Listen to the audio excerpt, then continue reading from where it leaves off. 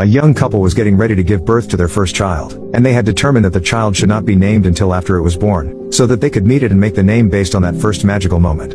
On the day of the birth, a beautiful baby girl was born and the parents were instantly smitten. "It's love," said the mother. "All I can think when I gaze on this precious child is love. That needs to be her name." The father was not on board. "We can't name her Love. That sort of name will cause a world of problems for her down the road.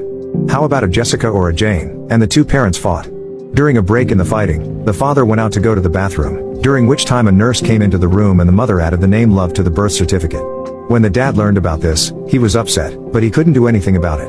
Resigned, he reasoned that he would love his daughter regardless of the name. The first few years of the child's life were pure bliss. However, she came home from her first day of kindergarten with tears streaming down her cheeks. When the parents asked what was wrong, Love said through her sobs, the other kids at school. Sniff, they wouldn't stop laughing at my name." Breaks down, the mother and father did their best to console Love, telling her that things would change over time, but they didn't change for the better. The classmates only became more cruel with time. The taunting became merciless throughout elementary school, with junior high becoming unbearable. Love's grades suffered and she withdrew into isolation.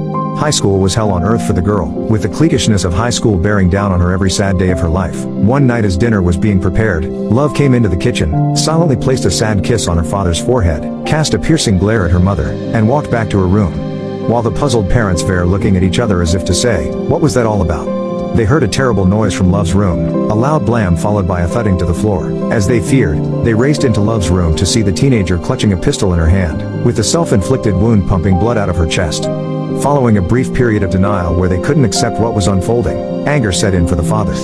He bitterly turned to his wife and yelled at her, "Shot through the heart, and you're to blame. Darling, you gave Love a bad name.